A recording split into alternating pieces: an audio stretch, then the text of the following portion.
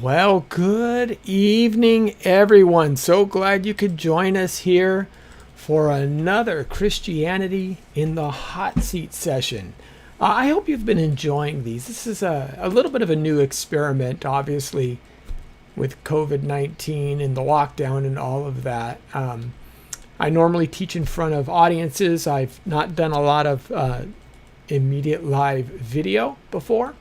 And this series here was planned to have been taught at a church, the Church Family Fellowship, in front of live people. But situations as they are forced me to kind of reassess. But I'm glad I could bring them to you, and I'm glad I can bring them to really a larger audience. I've talked with people and had emails come back from folks who are in different time zones and wouldn't be able to make the live class, but beyond that they were worried about even watching the live stream. So we are archiving these, but I am glad that you're here and with us to join in these, and this is the 5th in a series of 10 classes taking on some of the most difficult topics and difficult questions that Christians have to face in order to defend their faith well. And as I've said before, we are in a culture and an era where people just don't even understand Christianity. We were talking with someone just a few days ago who says, even the language you guys use, I listened to your church service a little bit, and even the language you use sounds so foreign to me. I don't even understand it. And that's where we're at. So I'm glad I could come and bring these ideas to you and help, hopefully, give some clarity to some of these issues, because they are questions that show up. They show up online, they show up from skeptics, and we're going to tackle 3 today. We're not even going to just be satisfied with going through 1. So I guess I'd better get started, because we've got a whole lot of information to cover in the little bit of time that we have. Now, we do have the opportunity for you, since we're live, to provide feedback. And you can go to the YouTube chat function and write in a question. You can do that now or anytime. You can go on Twitter and use the Come Reason hashtag to ask a question there. And if, as long as you use the hashtag Come Reason, I'll be able to see that. Or you can go on our Facebook page, facebook.com/Come Let Us Reason, and you can maybe even post a question there. And then we also have a phone number that you can text your questions to. That's 951-732-8631. So all of those options are available for you, and hopefully you'll take advantage of them. I know it's a little difficult sometimes in order to get all these things together, but all that is to say, they're there. Okay, so let's jump into this charge here. Does God promote slavery, genocide, and sexism? Now, this is kind of a strange question, I would imagine. But really what I'm trying to do is kind of wrap everything up into a single charge that has been leveled at the Bible as an ancient document full of horrific events, and trying to explain, what that means and how we can answer the charge. So let me give you an example of this so you can understand it a little bit better. Richard Dawkins, who is one of the more famous new atheists with a very popular following online, wrote a book called The God Delusion, and he opened his book with this quote. He says, "The God of the Old Testament is arguably the most unpleasant character in all of fiction, jealous and proud of it, a petty, unjust, unforgiving control freak, a vindictive, bloodthirsty ethnic cleanser, a misogynist, homophobic, racist, infanticidal, genocidal, filicidal, pestilential, megalomaniacal, sadomasochistic, capriciously malevolent bully." And that was Dawkins summation of God at the beginning of the God delusion. Now, boy, that's a whole lot to say. And again, I'm kind of tackling the big three here. Is God sexist? Is he promoting genocide in the Old Testament? Is he promoting slavery and things like that? What do we say to these things? We know that slavery's in there. We know that, there seem to be different rules for men and women and things like that.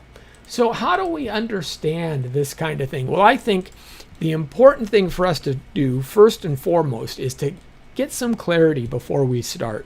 And that's really important in any conversation. The first thing you want to do is say, wait a minute, what are we actually trying to prove here? What is the actual charge, and how far can we go with it?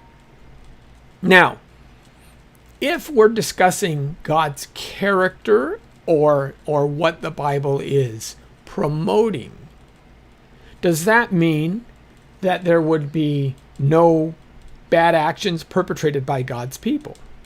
Well, of course not, right? Just because God has against a certain practice doesn't mean that his people will follow his rules any more than our society could hold certain practices abhorrent. Say, the unjust beating and killing of an unarmed individual. But that doesn't mean everybody's going to follow that rule. So the fact that the Bible records actions that we may consider heinous is not the same thing as saying God promotes that. And that's a key point. So, are we saying that the Bible doesn't highlight any bad actions perpetrated by God's people? No, but that doesn't mean that God endorses it. Secondly, would people sometimes take God's commands and use them to justify evil actions? Well, I think that's true too. I mean, we see this all the time. Matter of fact, the slavery movement in the South is a key aspect of where people would really twist the Bible to fit their own desires. But it's not merely just the South. I mean, we saw this with Jim Jones. We saw this with David Koresh. We see this with a lot of maniacal leaders, a lot of cult leaders, a lot of people who could just pull verses out of context and then use them, twist them, and make people do his bidding, saying it's in the Bible, therefore it's true. Well, that's not the way you're supposed to approach the biblical text. Unfortunately, one of the things we find is many times people like Dawkins, who are making these charges, they're doing the same thing, just in reverse. They are actually taking these texts and taking them out of context, not looking at the whole picture, and then misusing them. So it doesn't mean that there's no bad actions performed by God's people. It doesn't mean that God's command weren't sometimes used to justify evil actions. And are we saying that God should always offer a way out of evil circumstances? Well, that's another question for another day, and we're going to be tackling the reasons of why God allows evil to exist at all. That's going to be coming up in a future class. But that's not what we're talking about today. So to clarify the charge, what we're saying is, does God promote or command or demand these kinds of actions from his people? Is he the kind of God that does that? And how do we understand some of the commands really from a system that was derived some 3,000 years ago? We're really talking about a lot of the Old Testament started, 1500 BC, if you will. So, or BCE, as the case may go. So let's jump into this, and let's start with the first topic that we're looking at, and that is, does God demand genocide? Does God demand genocide? Well, there's a couple of passages that are usually brought to mind in this topic, and that is when God is getting the children of Israel ready to enter the land of Canaan. And what he does is he gives them a specific set of commands on how to deal with some of those people in the land. And let's go to one right now. So Deuteronomy 7, 1 through 2 says, when the Lord your God brings you into the land that you are entering to take possession of it, and clears away many nations before you, and when the Lord your God gives them over to you, you must defeat them. Then you must devote them to complete destruction. Complete destruction is the key there.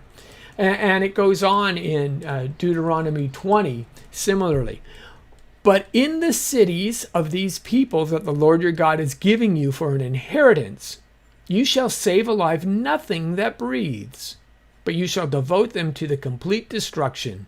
The Hittites and the Amorites and the Canaanites and the Perizzites and the Hivites and the Jebusites, as the Lord your God has commanded, that they may not teach you to do according to all their abominable practices that they have done for their gods, and so you sin against the Lord your God.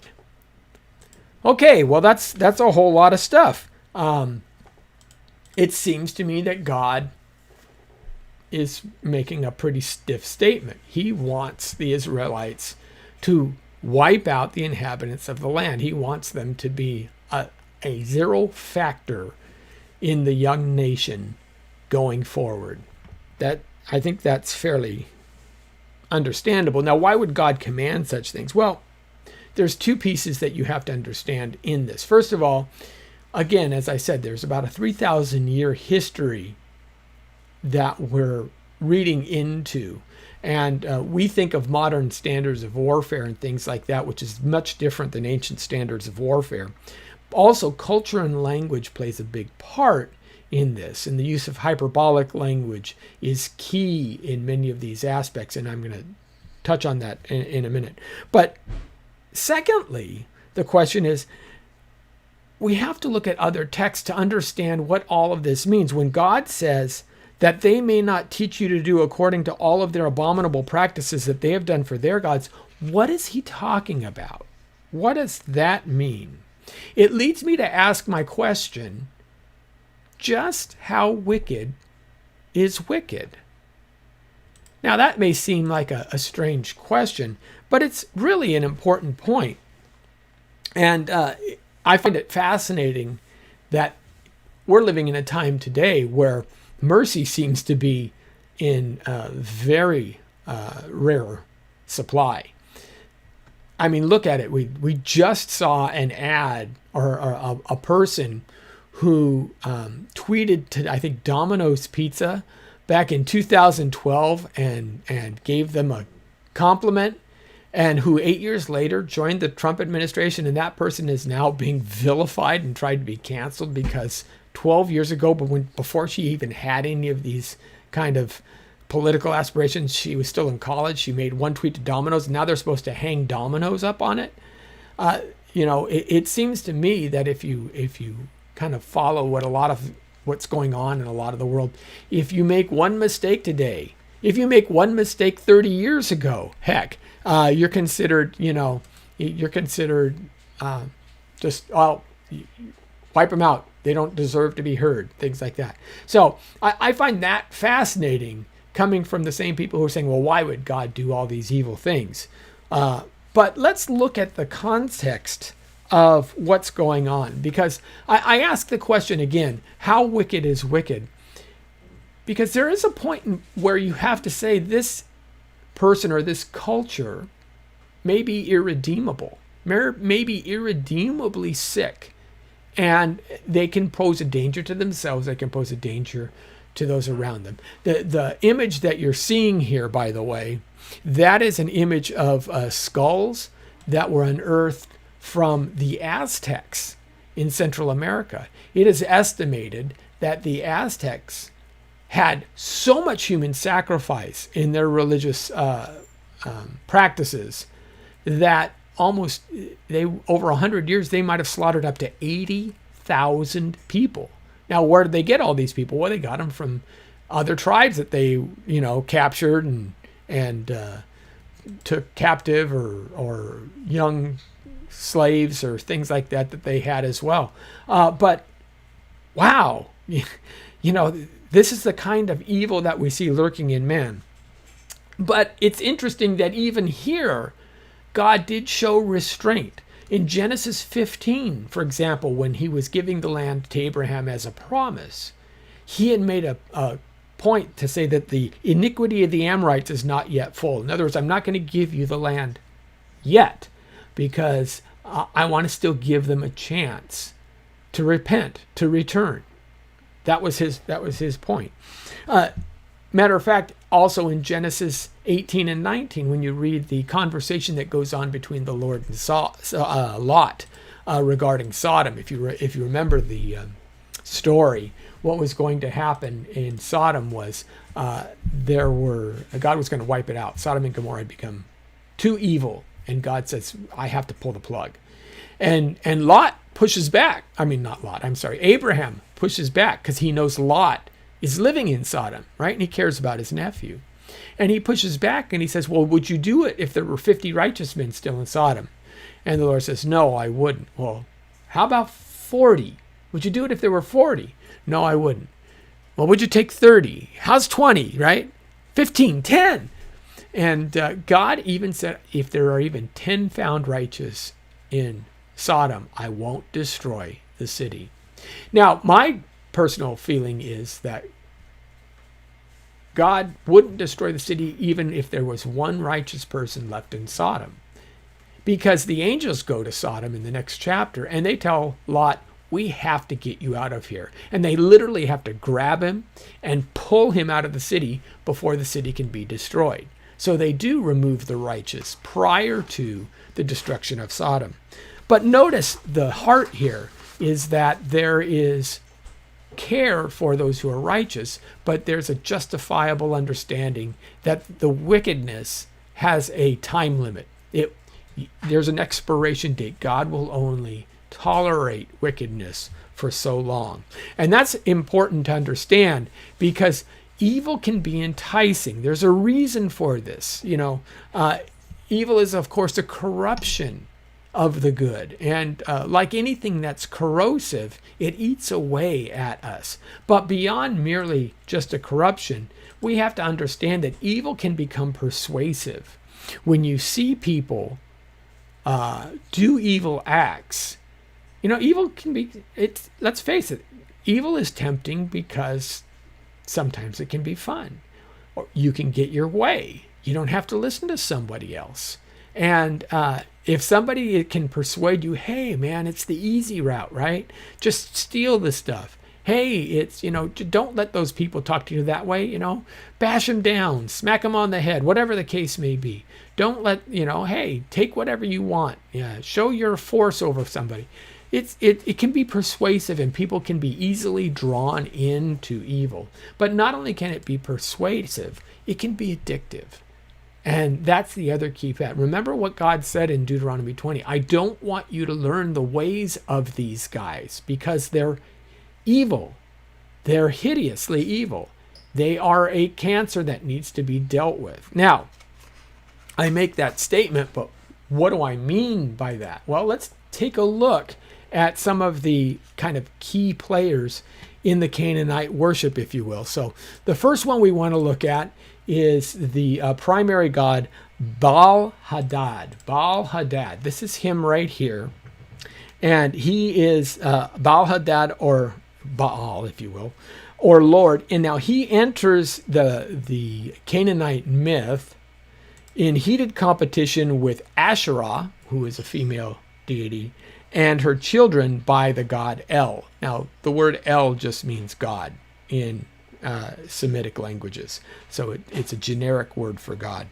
But Baal Hadad is young. He's a warlike god of wind and thunderstorms. And thus he's also a god that has ties to fertility. Because thunderstorms bring rain. Rain brings growing fruits. That's a symbol of fertility.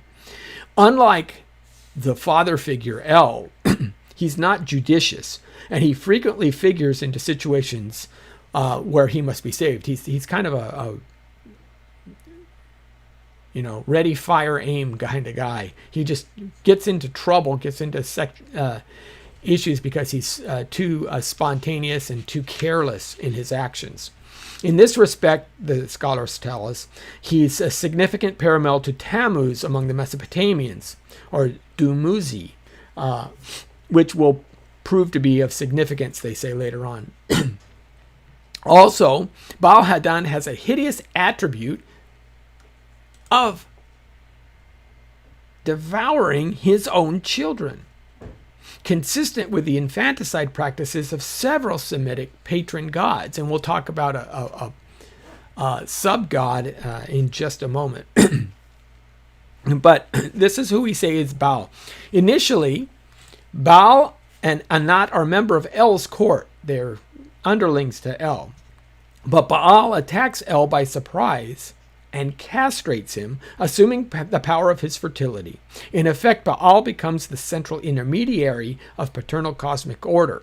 And they say, quote, it is Baal's responsibility to ensure El's benevolent intention is realized, but he does not replace the primal creative power of El. So basically, El is the creator of the world, but Baal is the guy through whom all the power flows. He's the one that's assumed control, kind of like an upstart son who's relegated his emperor father to jail and is now assuming the throne. And so that's Baal had, and you can see just even in the description of the mythology itself, the cravenness in it. Now, add to Baal, you have Anat.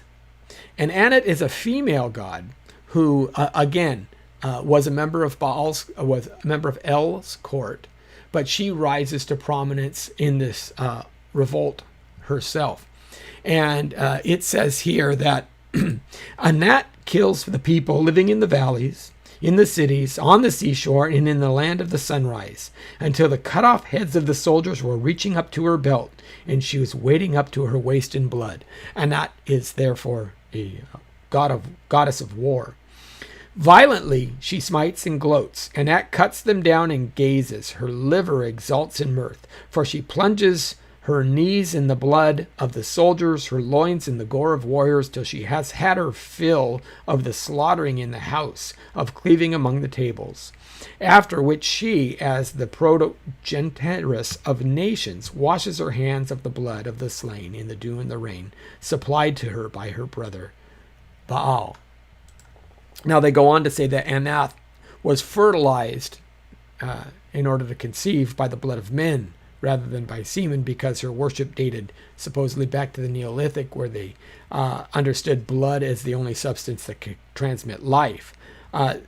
People would sacrifice up to 100 men to Anat and then they would take it and they would redden her image with rouge and henna for the occasion as they would celebrate this thing. And like the lady of the serpent skirt, Anat hung the shorn genitals of her victims on her goatskin apron, or Aegeus. Anat's capacity to curse and kill made even the heavenly Father supposedly afraid of her. When El seemed reluctant to do her bidding, she threatened to smash his head and cover his gray hair and beard with gore. He hastily gave her everything she asked for, saying, "Whoever hinders thee will be crushed." So that's Anat. Now we have one more guy that has, of course, a biblical referent to it, and that is Molech. So let's take a look at Molech here. Of course, Molech gets a lot of ink in the Bible as one of the problems in later years, where Israel, starts to follow the cult of Molech. But really, and there's some debate on who Molech is in other systems, because the name doesn't necessarily translate. It just means, it's found 3 times in the Bible, but it doesn't necessarily fall in other areas commonly. A lot of folks believe that Molech was also the Carthaginian Kronos, that the Carthaginian people would worship, because Plato and others describe the fact that in Carthage they had unearthed a bronze statue of a man with a bowl with his arms outstretched like this. And you can see even here in the artwork where Molech has his arms outstretched, they're laying an infant on it. They stoke a fire underneath it there. And basically they're sacrificing infants to him from their progeny. And it's infant sacrifice, and it's just a hideous idea. And these are the practices that God is warning the young nation Israel against. These are the practices that God wants to stamp out. Now, here's the point in all this. One of the things that you have to remember in all of this is the fact that religious worship and the gods of the people are deeply significant because they really underscore the character of the civilization in which one lives, right? Your worship reflects your values. So and this is clear biblically. Psalm 135 tells us, the idols of the nations are but silver and gold, the works of a man's hands. They have mouths, but they do not speak. They have eyes, but they do not see. They have ears, but they do not hear, nor is there any breath at all in their mouths. Those who make them will be like them. Yes, everyone who trusts in them.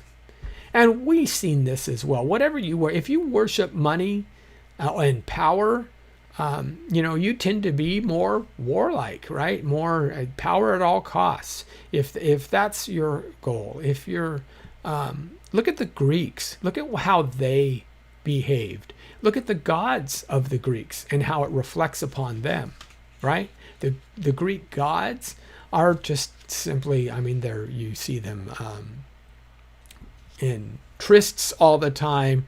They're overthrowing one another. There's all of this, Zeus can't ever seem to be faithful to Hera at all. He's always being caught, and Hera is always a vengeful goddess trying to keep Zeus at bay from the mortals or from whatever other goddess his predilections fall to.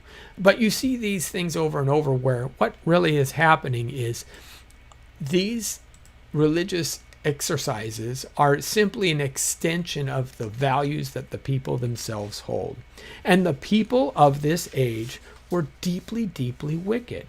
When you research it, now I unfortunately don't have time to go into much detail here. I recommend a book by my friend Clay Jones on Why Is There Evil. He goes into a very deep discussion on the practices of the Canaanites back then. And when you start looking at these things, just how hideous they are. But the point for us is God gives this command for a specific reason. And that is, he wants to protect the infant nation Israel from being corrupted by this heinous evil. And that's the idea. So how does he go about doing it? Well, first of all, he says, you need to avoid these perverse and evil practices. Right? Leviticus 18, 20 through 24 reads, quote, you shall not have intercourse with your neighbor's wife to be defiled with her. You shall not give any of your offspring to offer them to Molech, nor shall you profane the name of your God. I am the Lord. You shall not lie with a male as one lies with a female. It is an abomination. And you shall not have intercourse with any animal to be defiled with it, nor shall any woman stand before an animal and mate with it. It is a perversion. Do not defile yourself by any of these things, for by all of these, the nations which I am casting out before you have become defiled. So God is very clearly saying that bestiality, infant sacrifice, things like this have already become kind of sewn into the culture of the Canaanites. And he doesn't want Israel to be corrupted by that. Now remember what I said. Evil can be persuasive and evil can be addictive. So God has to guard against those kinds of things. And how does he do so? He tries to remove the evil from the land so that the people won't be tainted by it. Secondly, he tells the Israelites that they are to treat your enemy as a citizen. Exodus 23, 4 and 5. He says, if you meet your enemy's ox or his donkey wandering away, you shall surely return it to him. If you see the donkey of the one who hates you lying helpless under its load, you shall refrain from leaving it to him. You shall surely release it with him. There is one standard for you, and it shall be the stranger as well as the native, for I am the Lord your God. So here in Leviticus, that's Leviticus 24:22. He's making the standard that, look, you don't distinguish between the person you hate and the person that you love. You don't distinguish between foreigner and native, in the sense that all deserve just basic human kindness one to another. This is a radical approach to morality, especially in the ancient world. Remember, I'm talking about 3,000 years ago. So God is setting a very high moral standard for the nation Israel. He wants them to keep that moral standard. He also wants to communicate to the powers that exist there how much this is important for them to get. So God wants to quarantine Israel from all of the Canaanite evil, right? And he wants to really emphasize, really underline to both Israel and the Canaanites his disgust with their actions. He really wants to make that point. So he says, matter of fact, Paul Copan, in his book, Is God a Moral Monster?, makes a great point. He writes, just as the plagues in Egypt were a demonstration of Yahweh's judgment on her gods, so Israel's wars with the Canaanites revealed God's sovereign rule over the presumed gods of those nations. And that was a period. Remember, I read to you the myth of Baal-Hadad. Okay, so and Anat. These were a warrior people. They would conquer others. So how do you talk to a warrior clan? You have to talk to them in warrior language. And they understand righteousness as a function of strength, right? So it's the conqueror is the guy who's right in their concept. Now, this becomes a little tricky when you see things like Exodus 23:27. And this is usually the scripture that people pull all by itself. And it says in Exodus 23:27, I will send my terror ahead of you and throw into confusion all the people among you who come. And I will make all your enemies turn their backs to you. And I will, listen to this, what God does. I will send the hornets ahead of you so that they will drive out the Hivites, the Canaanites, and the Hittites before you. And I will not drive them out before you in a single year, that the land may not become desolate of beasts and the field may become too numerous for you. I will drive them out before you little by little until you become fruitful and take possession of the land. Now, this is a key concept. What God is saying is, I want to rid the land of these Canaanites because they're dangerous, right? The iniquity of the Canaanites has become full. And if I place my infant nation Israel in there, you guys don't know your right hand from your left. You're still young and you're going to pick up on these things. Now, God was right. We saw that Israel didn't actually purge all the Canaanites. And sure enough, they were worshiping to Moloch. They were worshiping to Baal. But here's the key. God said, it's not genocide if he chases many of them out of the land first, right? That's what he said. He said, I'm going to get rid of them for you. Even Rahab heard this in Joshua verses 9 through 11, right? Oh, we have heard about your God. Oh, we've heard about all that he's done. So a lot of folks in that area, just kind of like World War II when the Blitz was going on, a lot of English families took their kids and sent them to the North Country because London was being bombed every night and it was safe. A lot of people packed up the women and children and moved out when the Israelites were coming in, so only the soldiers were left. And that's the key about this whole thing. How do you cure cancer? You cut it out. And that's really what's going on. See, it's the culture that's corrupt. It's the Canaanite culture that needs to be removed. Now, God cannot be hung with the charge of genocide. And this is what I mean when I talk about things like beware of loaded language. because genocide is a word that has evokes a feeling of unjust taking of life. Well, who's the author of life? God is the author of life. God gives life. God takes life away. In fact, God is responsible for every single death of every single human who's ever existed on this planet, whether they die of natural causes or of accidents or of war, right? All life and death is under God's control, and he has the right to choose who lives and who dies.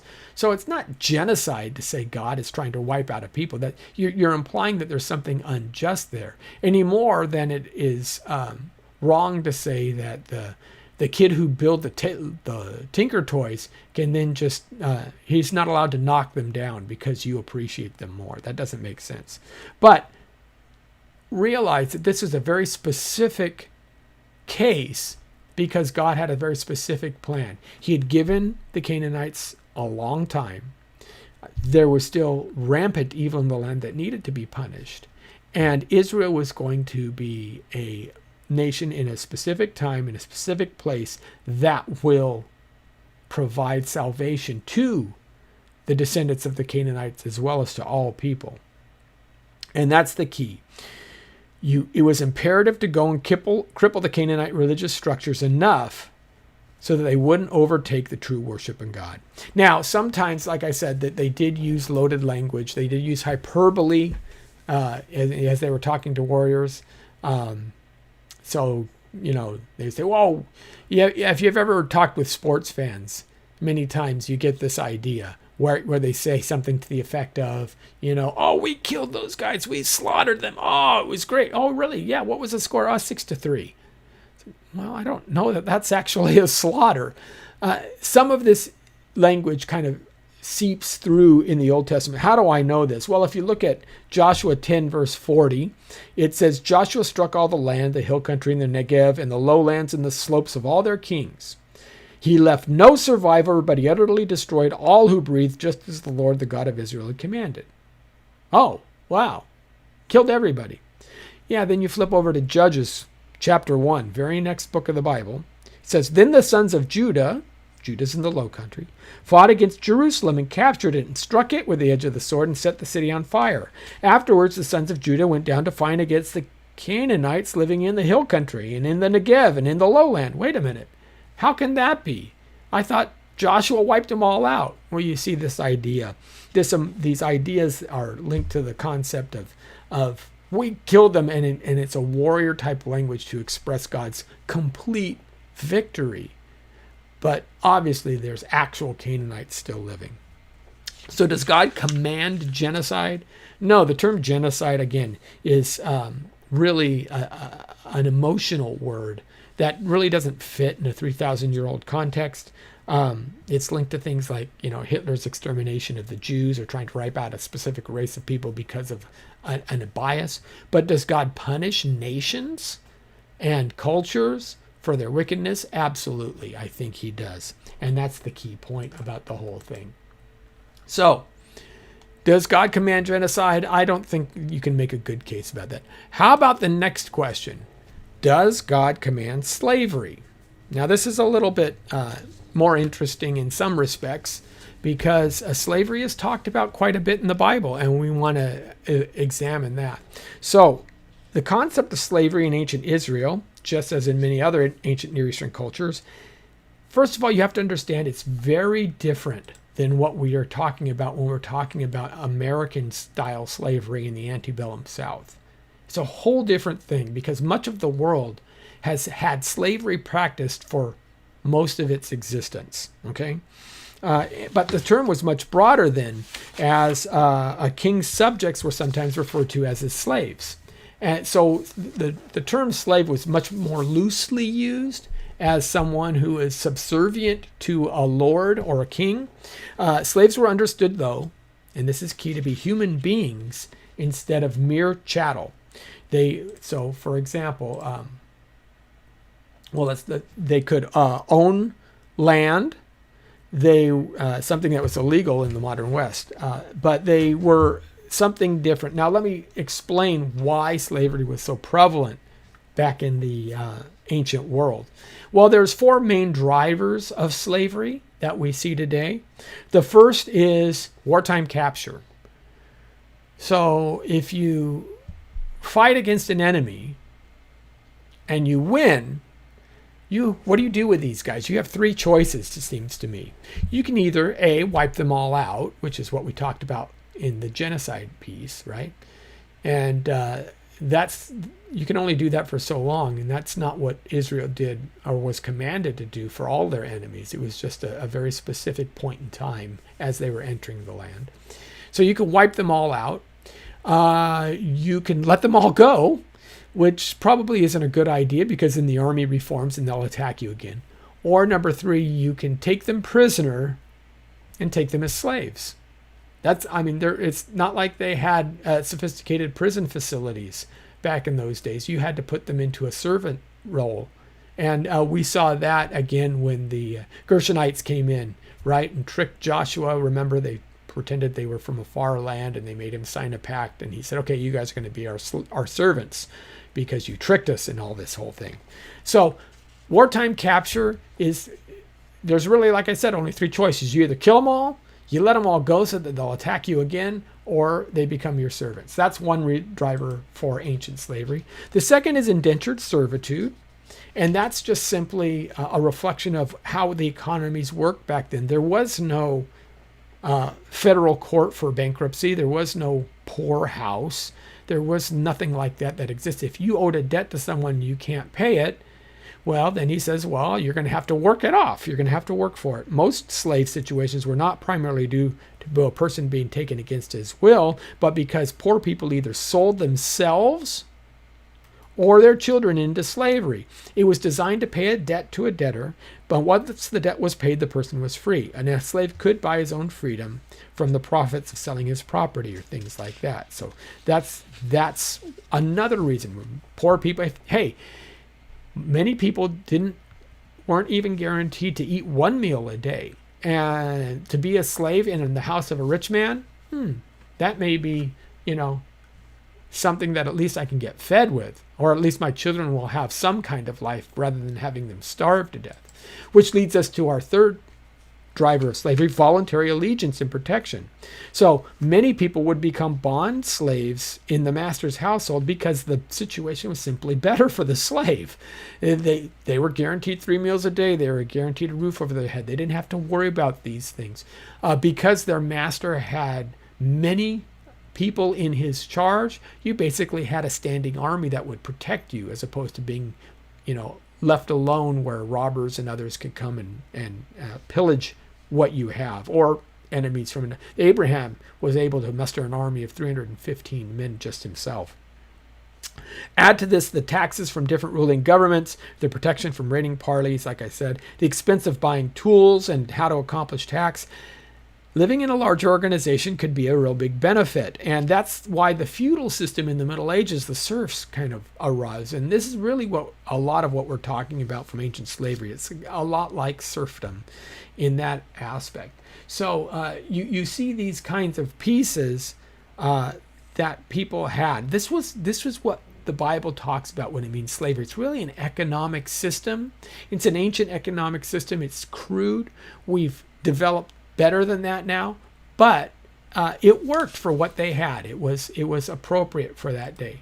Now, the biblical rules on slavery are interesting because this is how the Bible approaches slavery. And remember, the question is God condoning slavery? Is he asking Israel to, take slaves, things like that? Not quite. Slavery is definitely not the optimal form of relationship for individuals, but for most of the world's history, it's a reality. And it's not just Israel. It was Rome. It was Greece. It was, even in the Americas, in the Aboriginal tribes, this is what would happen. So therefore, the Bible has to address it. They have to understand slavery and put certain safeguards in place so that even though this system exists, it wouldn't be abused. So let's take a look at one of the passages that we're talking about here. And this was Leviticus chapter 25, where we read the system like this. And it says, if one of your countrymen become poor and are unable to support himself among you, help him as you would an alien or a temporary resident, so he can continue to live among you. Do not take interest of any kind from him. So you can't take interest. You can't borrow with interest from another individual.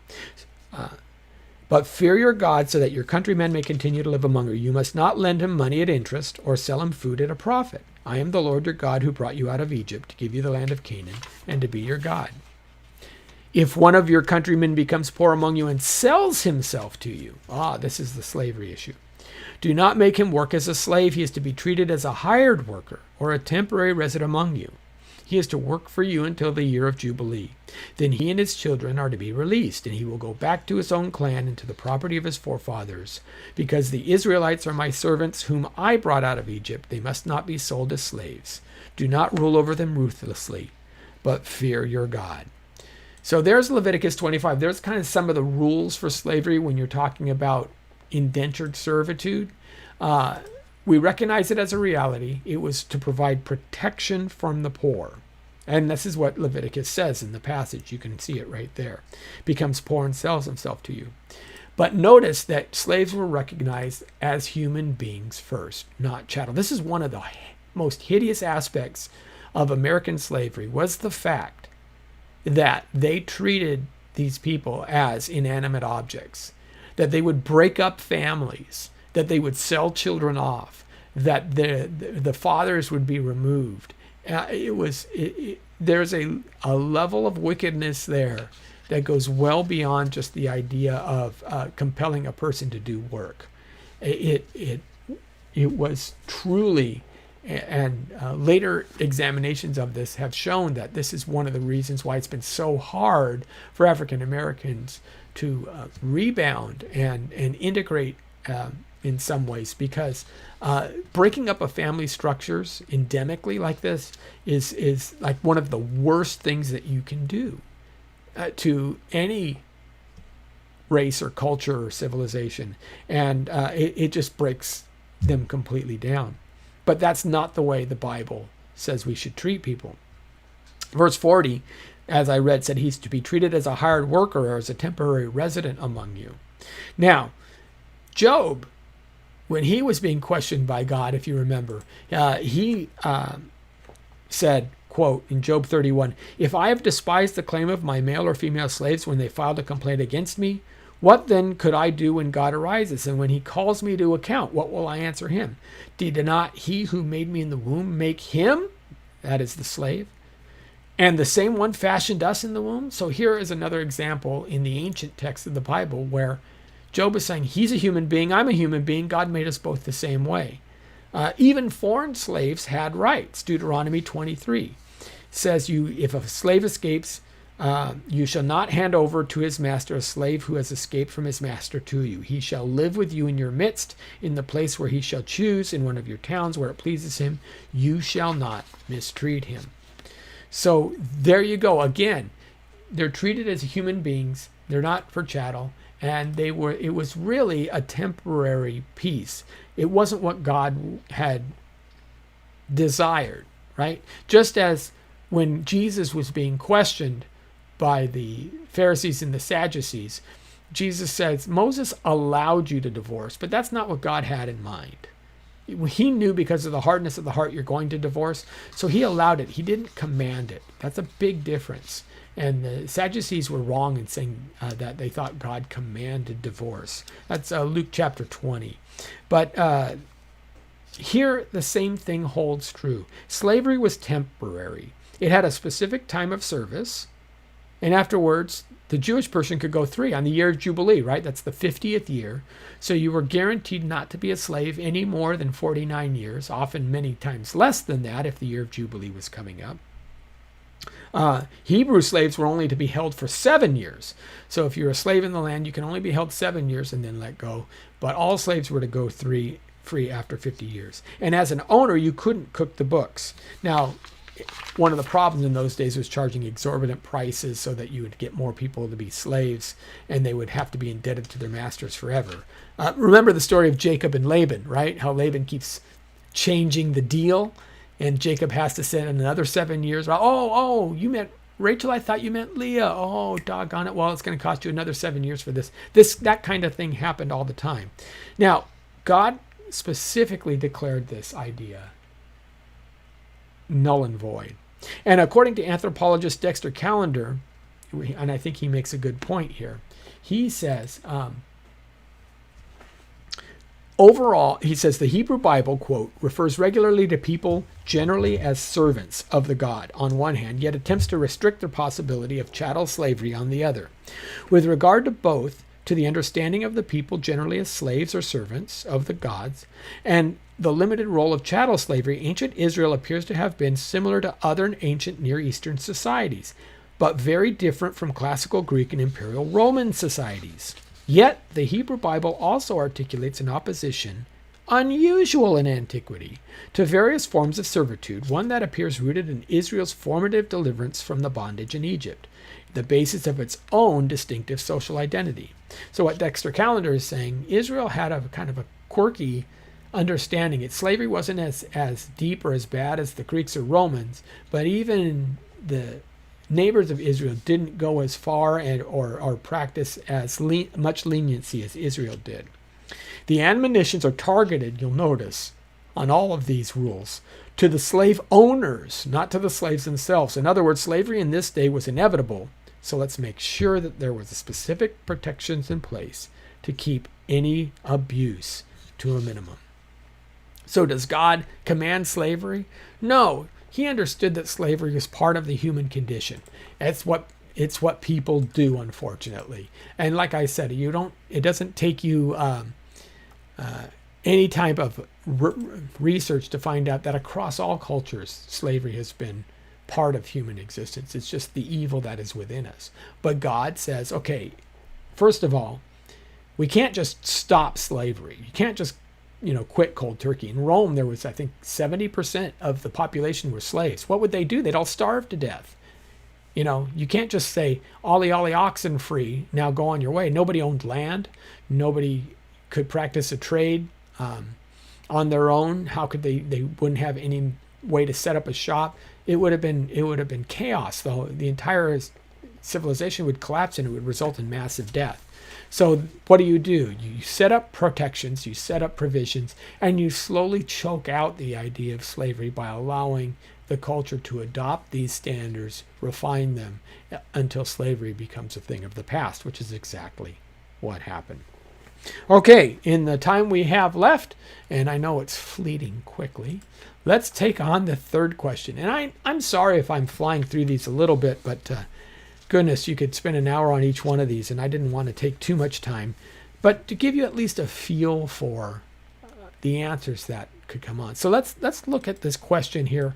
Is God sexist? Now, why would God be sexist? Well, it seems that women have a subordinate role in the Bible, right? And there's a couple of passages in Timothy that are highly argued about. But again, we need to look at the biblical context of how the ancients understood the role and what the Bible was actually promoting. And what you'll find is the Bible has actually elevated women to a status never before seen in the world during its day. So what was the status of women in antiquity? Well, first we look at ancient Greece. Now these guys were thinkers. Philosophy had its birth in Athens. But Athenian philosophers believed that women were, are you ready for it? They had strong emotions and weak minds. That's what they would say. For this reason, they had to be protected from themselves and they had to be prevented from doing damage to others.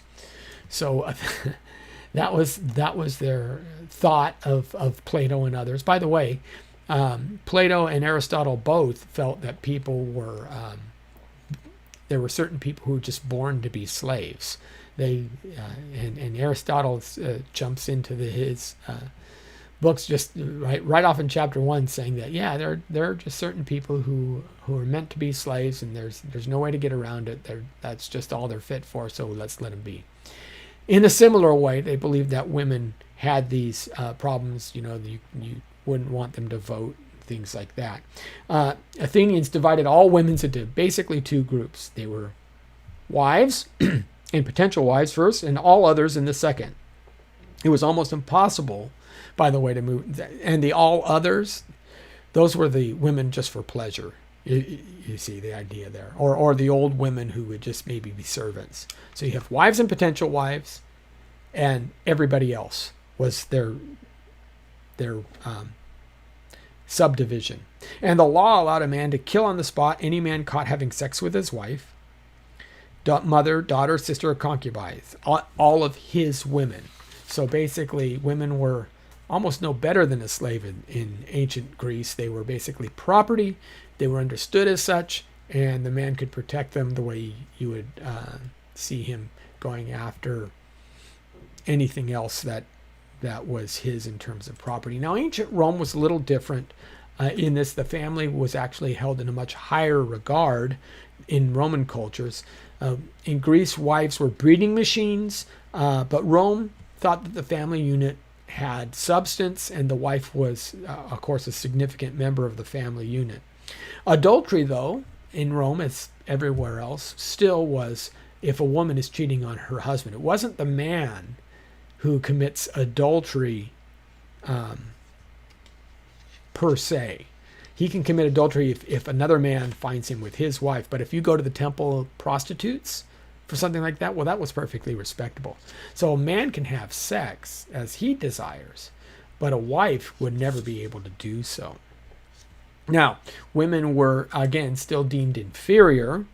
They placed her under the law of patria potestas and manus, which gave a man total control over his daughter and his wife. Restrictions were placed on the attendance of women at public spectacles. A father could kill his daughter and her lover if he caught them in an act of adultery. In his own home, a husband could kill his wife and her lover if he caught them in an act of adultery. And a husband must divorce his wife within 60 days if it is proven that she had committed adultery. So, again, the family unit was held in high regard, but it was the man who was able to take vengeance directly upon the wife and still control her in very much the way that you would valuables in your home. Now, unfortunately, about this point in time, about the time of Jesus' day, the Jewish view of women wasn't necessarily much better. In ancient Palestine, women were treated as servants. They were looked down upon in the first century. During the rabbinic or oral law era, this is from, say, 400 BC to 200 AD, so right in there, the Hebrew wife was obligated to wash her husband's face, hands, and feet. She had to do this by law. A Hebrew prayer was given to God that would say, "Blessed art thou who did not make me a woman." Wow. And the Hebrew Talmud had an entire book entitled Niddah, which largely deals with women's menstrual uncleanliness. Now, women were also weren't allowed to take part in significant actions of religious observance. So Josephus writes that, "Let the words of the law be burned rather than committed to a woman." So the woman couldn't read Torah during Shabbat, right? She wasn't allowed to even exercise that right in the community. It must be a man who would read the Torah. The rabbis taught that, quote, "It is shameful to hear a woman's voice in public among men." And then, of course, the women were separated from the men in a partitioned area of the synagogue. Lastly, as you may know or not, women's testimony was not even considered acceptable in a court of law. They weren't considered reliable enough. So that's the picture of women in the ancient world of Jesus' day. Now, what happens biblically? Well, Abraham was told to listen to Sarah, first of all, in Genesis 21:12. When she was counseling him about Hagar. But the Bible also engaged in some very specific laws. Just like in slavery, these laws are designed to protect women. Now, one of the ones that people point to sometimes is, oh, a woman has to marry her rapist. What's that all about? Isn't that sexist? No. You misunderstand the point. Let me read it to you. Deuteronomy 22:13 through 22 reads, "If any man takes a wife and goes into her and then turns against her and charges her with shameful deeds and publicly defames her and says, 'I took this woman, but when I came near her, I did not find her a virgin,' then the girl's father and her mother shall take and bring out the evidence of the girl's virginity to the elders at the city gate. So one of the things that's going on here is when Hebrews marriages would take place, the marriage isn't considered complete until the marriage is consummated. And the bride would take the bed sheets that would contain the marks, the blood of her losing her virginity, and she would give them to her father and mother for safekeeping. And that way, if sometime down the road, the man says, well, when I married her, she wasn't really a virgin, the parents had proof. So the guy couldn't accuse her, if he wanted to get out of the marriage, he couldn't accuse her just off the cuff by saying, hey, she wasn't pure. And this is the concept here. So the girl's father shall say to the elders, I gave my daughter to this man for a wife, but he turned against her, and behold, he has charged her with shameful deeds, saying, I did not find your daughter a virgin. But this is the evidence of my daughter's virginity. And they shall spread the garment before the elders of the city. So the elders of that city shall take the man and chastise him, and they shall fine him 100 shekels of silver, and give it to the girl's father, because he publicly defamed the Virgin of Israel. But if the charge is true, the girl is not found a virgin, they shall bring her out of the doorway of her father's house, etc., etc. The other one is Deuteronomy 24, where they say that if you rape a woman, you must take that woman as your wife. And again, you have to put yourself back to this time frame to understand these things. If you are a woman, say 1000 BCE or 500 BCE, or even during the time of Christ, and you are raped, you're considered by the culture as, quote, damaged goods. People don't want to marry you. You're not the virgin that we talked about in Deuteronomy 22. So what happens to you? Do you stay a spinster in your father's house that whole time? Well, Dad may not be able to afford you for that long. Do you wander around begging? Remember in the book of Ruth, right? When Ruth and Naomi and Orpah are widowed, they're going, what are we going to do? Naomi goes, well, I'm going to go back and see if my land is still there. Maybe there's something there. But Ruth, you guys should go back to your parents, because you're damaged goods. There's nobody's going to, not only are you, widows, but you're not even Israelites. I don't know how you're going to survive. You're going to starve to death if you come with me to Israel. That was her real concern. So it's a real big deal if somebody's raped, because they have really lost, as a woman in these days, they've have a significant setback about how they're going to live. So what God does in Deuteronomy 24 says, if you are caught raping this girl, now it's your responsibility to take her as a wife and to basically pay her room and board, pay for her protection, pay for her food, take care of her for the rest of her life. You are now responsible for her forever, because that's the impact that your act has had upon her. So this is the point that I'm trying to make, is these laws are always to protect women. They weren't necessarily to give any benefit to the individual. Both the man and the woman are put to death for adultery. Deuteronomy 24, 1 through 4, there's supposed to be protection against divorce. Again, we talked about this with Jesus addressing the Sadducees in Matthew 19. You can't just say, I divorce thee and be done with it. He said, that's not the way it's supposed to go. But what about this thing with cleansing laws? Isn't that misogynistic, as Richard Dawkins says? Well, no. If you understand Leviticus 12, and the big question is the one in Leviticus 12 where it talks about purification for childbirth. So this is a complicated piece, but it should become clear as we explain it. In Leviticus 12, there is an offering set aside for every child that comes through the womb. And if you remember in Jesus, they had to have the 2 young turtle doves, right? So it says here, when a woman gives birth and bears a male child, then she shall be unclean for 7 days, as in the days of her menstruation she shall be unclean. On the 8th day the flesh of his foreskin shall be circumcised. Then she shall remain in the blood of her purification for 33 days. Okay. She has to heal too. She shall not touch any consecrated thing nor enter the sanctuary until the days of her purification are completed. So 33 days. So you have 7 days after giving birth to a male child, and then another 33 days, 40 days. But if she bears a female child, though she shall be unclean for 2 weeks, as in her menstruation, and she will remain in the blood of her purification for 66 days. So, hey, wait, what is all this about? Why is the penalty twice as long for a girl than for a guy? Isn't that sexist? Isn't that what we're talking about here? Here it is in the Bible. Well, no. Why does God require purification from any child? Isn't childbirth a miracle, a blessing from God? Yes, children are considered a blessing from God. But God also understands that every human being is a sinner. And one of the things that happens in childbirth is you're bringing a new sinner into the world, right? You're bringing a new person who is already capable of evil and self-desire. May not be able to express it yet, but that intent, that initial nature is already there. You never have to teach a child to be selfish. You always have to teach him to be selfless.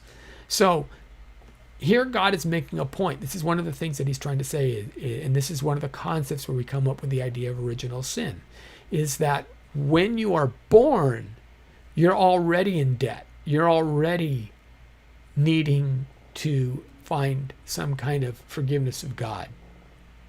And as a sinner, as a human being, you're a sinner. And as a sinner, therefore, you're unclean. And cleanness needs to be made. Now, if that's true for men, what is it true for women who are sinners capable of bringing more sinners into the world? So this is the distinction that God is making here, is men are unclean, because, or boys, I should say, are unclean because of when they are born, they are sinners. They are people tainted with original sin. Girls are unclean because they're people tainted with original sin, but they have the extra burden of being able to bring other people who have original sin into the world as well. So it's just making that distinction, but there's no, it's just kind of, again, drawing the distinction of what we understand as sinners. Now, with this whole issue of menses and things like that, as in the days of menstruation, realize that the Bible just talks about any emission from the body would be considered unclean. So men's emissions are considered unclean as well as women's. But also, and if you think about it, after having a child, 33 days, that's probably an appropriate time to let a woman heal after childbirth, or it helps reduce infections. At the time of your menses, your cervix is open. You're capable of, when there was no good hygiene standards back in those days, really, it became, the ceremonial law had a secondary purpose, much like kosher laws. It would reduce infections among the people. It wasn't the primary reason why they would do that. The primary reason was to teach a religious concept about the sinful nature of individuals, but it would help reduce infections. It is typological in nature. If you remember Isaiah 64, right, God tells us, we are all as an unclean thing, and all of our righteousness are as filthy rags, and we do all fade as a leaf, and our iniquities like the wind have taken us away. That word filthy rags, again, that's a euphemism. What the Hebrew actually expresses is these idea of menstrual garments that have been used up. So it's a type of understanding. Again, when God cursed Eve, how did he curse her? In pain you shall bring forth a child. And so there is an idea that the consequence of sin is tied with childbirth in some aspect. Okay, so, but how does the New Testament deal with this? Well, we're all one in Christ Jesus, right? There is no slave or free, Greek nor Jew, male nor female. God wraps all of this together and says all of those old ideas, now that Jesus is here, you don't have to think through them like that anymore. You need to think about them the way I want you to think about them. This is the direction I've been trying to get you to go. All these ways. I know you started off as an infant, Israel, but now when Jesus has come, you have fully matured, and you should be no longer looking for simple milk, but the true meat of the word. Part of that meat is understanding that I don't desire slavery anymore. I don't make a distinction between the nations. Isn't it interesting, right? The claim of genocide is answered, and there is no Greek or Jew or Gentile. The claim of slavery is answered. There is no slave or free. The claim of sexism is answered. There is no male or female. All are in Christ Jesus. The role of men and women are still mentioned in the Bible, but they're not given any separate status or hierarchy in terms of importance any more than the tribe of Levi was considered more important because they were the priests, or the tribe of Judah was considered more important because they were the king. No, all 12 tribes of Israel had equal importance, even though Judah had a role to play and the Levites had a role to play. You wouldn't say that the Levites were better than any of the other 11 tribes. Neither would I say that the roles that men and women fill, even in the church, make one better. They're just a reflection, again, of our reality. But the key piece here is that all people are accepted before the Lord. And this is exactly what Isaiah 19 says God's ultimate end is. And he tells us really clearly, in that day, in the day of God's coming, there will be a highway from Egypt to Assyria, and the Assyrians will come into Egypt, and the Egyptians will go into Assyria, and the Egyptians will worship with the Assyrians. And in that day, Israel will be the third party with Egypt and Assyria, blessing in the midst of the earth, when the Lord of hosts is blessed, and saying, Blessed is Egypt, my people, and Assyria, the work of my hands, and Israel, my inheritance. That's the ultimate goal, when all have come together. And the distinctions matter only in the sense that we won't not be distinct. Right? When we're in heaven, we'll still understand ourselves as, having male or female. We'll still understand ourselves in our heritage and in our background and what economic status we had. But more importantly and more broadly, we will grow and understand ourselves as children who worship the living God, people who are saved by him. And that's the key piece in all of this. So, just wrapping up here, questions. I'd love to take your questions. There's the links to all of our different channels on social media and things like that. And if you want to ask a question, like I said, you could jump on Facebook, you can tweet me, you can go to the YouTube channel, and also text in that. Well, next week, we're going to be talking about another interesting conversation, Islam and engaging Muslims. And that should be pretty interesting, I think. So I hope you join us for that. I'm just going to put this up here again. If you have any questions that you'd like me to talk on, I'd love to do so. Hopefully you can send something in, and I will make sure that I'm checking all of a lot of different channels I got to check here in order to keep this stuff going. But hopefully I would love to hear from you in all these areas that you may have a question upon. So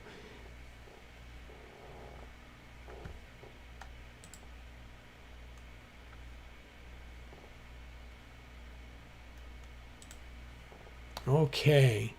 Well, I hope you've enjoyed this. This has always been a pleasure for me. If you do have further questions, of course, you can always write them, send them via email. Visit the Come Reason website at comereason.org.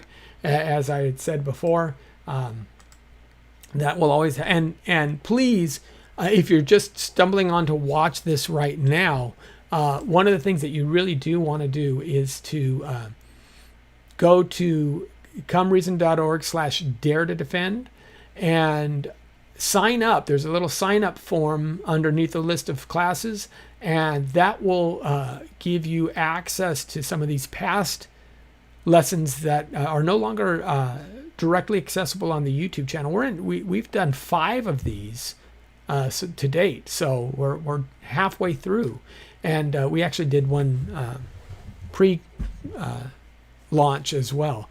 But yeah, there's a lot here, and I'm going to be putting notes up and things like that. I've been working really hard on getting that aspect of the site finished so that you'll be able to get the PowerPoint slides from each of these talks, as well as my notes and things like that. Love to do that for you as well. But in order to do it, make sure again that you sign up at the website, and that way we can make sure that we can keep in touch as well, and get you all the interesting pieces that you need to get. Okay, well, if that's it, there seems to be no more discussion. So thank you so much again for joining, and I will talk with you soon.